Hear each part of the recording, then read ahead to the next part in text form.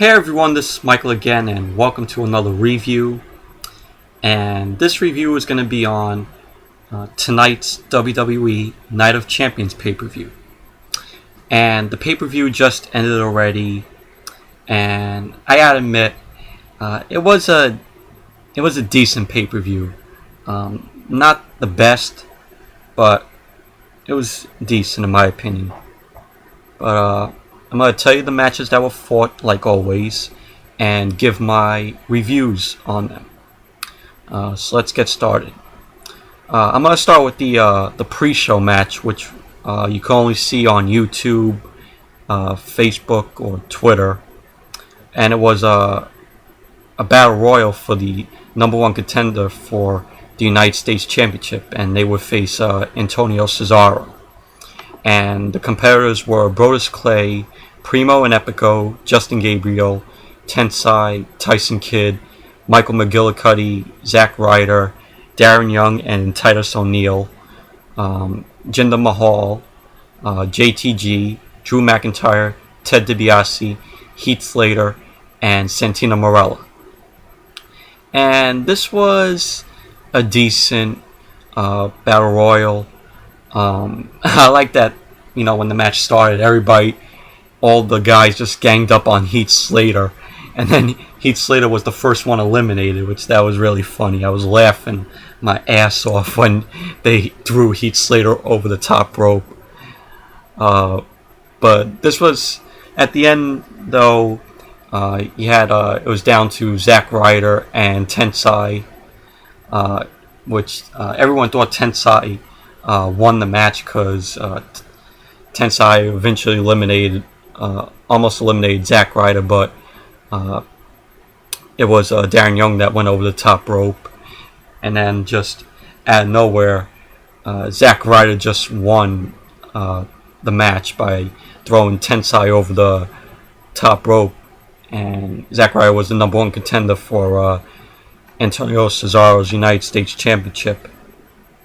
But overall, it was a decent battle royal.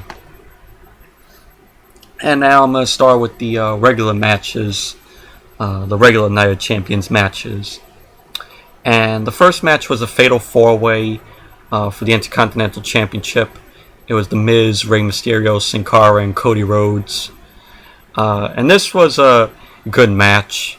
A lot of back and forth action, a lot of outside stuff. Great wrestling from all these superstars, and I really like that we got to see Rey Mysterio and Sin Cara face off together in the ring, and Cody Rhodes still going for the masks, which they written this whole thing for Cody Rhodes' character. Why is he so in love with taking masks off,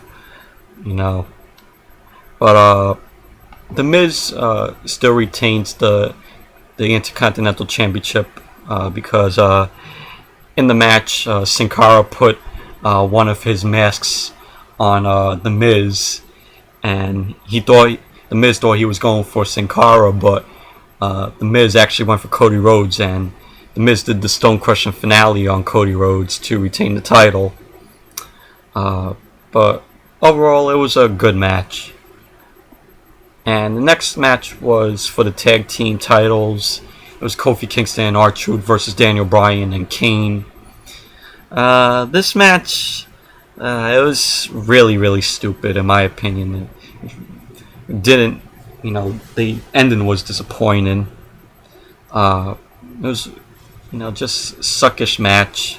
I had Daniel Bryan and Kane winning the tag team championships after Daniel Bryan tossed Kane off the top rope, and Kane landed on Kofi Kingston. And there's no need for Daniel Bryan and Kane to win the titles. Because where are they going to take this match? Where are they going to take the storyline now? Where are they going to have them fighting over who's, like they did in this pay-per-view? After the match, they said, "I'm the tag team champion." And then, both of them said, "I'm the tag team champion." Just annoying. Like I said, I don't know where they're going to take the storyline with. It's going to be boring, in my opinion, but there was no need for it. But overall, it was a pretty bad match. In my opinion, though. And then the next was Antonio Cesaro versus Zack Ryder for the United States Championship. Good match from both of these superstars. Great wrestling from Antonio Cesaro and Zack Ryder. I'm a fan of both these superstars, although I was rooting for Zack Ryder because he deserved to be United States champion again. But Zack Ryder was going for the his broski kick until Antonio Cesaro's girlfriend Oksana came, just took Antonio Cesaro out of the ring, so he wouldn't get the broski kick from Zack Ryder, and then just Antonio Cesaro won and retained the United States title with the neutralizer. But overall, it was a good match, but disappointing ending to the match. And the next one was Dolph Ziggler versus Randy Orton. And in my opinion, this is the first best match of the night. It was really good. Great wrestling from both Ziggler and Randy Orton. I was rooting for Randy Orton, but there was a lot of near falls after near falls back and forth. But Randy Orton won with an RKO. But overall, it was the best match, the first best match of the night, in my opinion.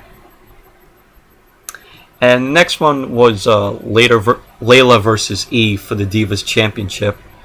Originally, it was going to be Layla versus Caitlyn, but during the night, this pay-per-view, Caitlyn got injured, and she couldn't compete in this match against Layla for the Divas title.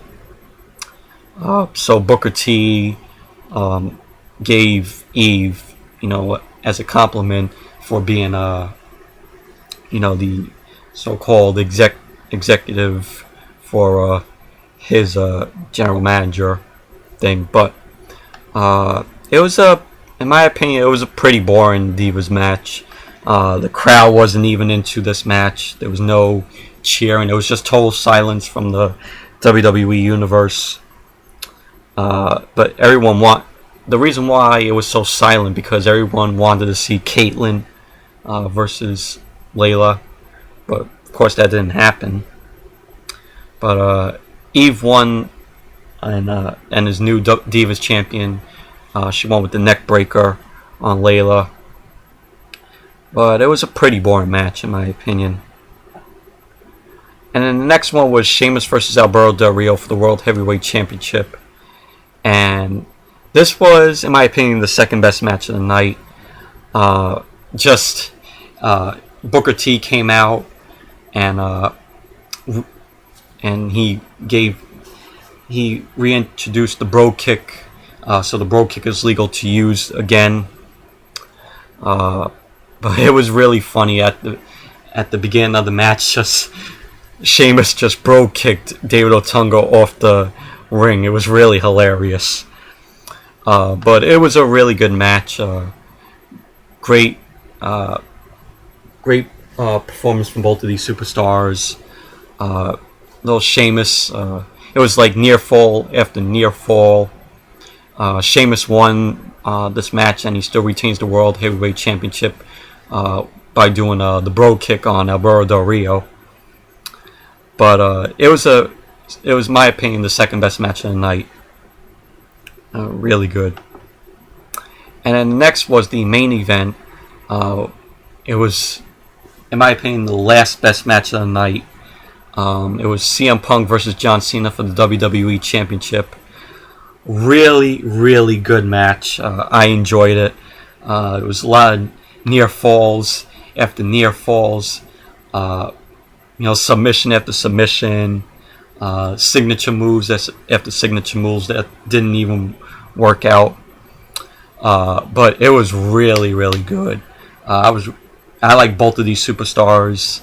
Of course, I had to be rooting for John Cena because I'm a fan of John Cena. He's like I said, I explained this a lot. He's my all-time favorite wrestler, today in WWE, and it was just really good. Although the end of the match is disappointing, because at the end of the match, you had John Cena and CM Punk, and John Cena did a German suplex to CM Punk and pinned CM Punk, and John Cena would have won the match. It would have been his 11th win for the WWE title, and eventually the match ended in a draw because both men's arms were down. So CM Punk still retains the WWE title, and it was really, really disappointing. It could have been, John Cena's 11th win for the WWE title, but ended in a disappointment. Basically a slap in the face to us Cena fans. But yeah, it was a pretty good. It was a really good match. In my opinion, the last best match of the night. Although, like I said, the ending is disappointing. But besides that disappointing ending, it was a really entertaining match. It was really good. But so yeah. So anyways, also when Night of Champions started, as you all know, this last Monday, Jerry Lawler, all of you may have heard, he passed out at ringside. He had heart attack, and he was in the hospital. But Michael Cole informed us that before Night of Champions started, that Jerry Lawler was going back to his hometown, Memphis, and they didn't have nobody to do commentary, with Michael Cole. So they introduced JBL for the commentator for the pay-per-view, and it was really great to see JBL back. He brought his sort of heelish style commentary like he did when he used to commentate on SmackDown back in like 2006, 2007-ish era.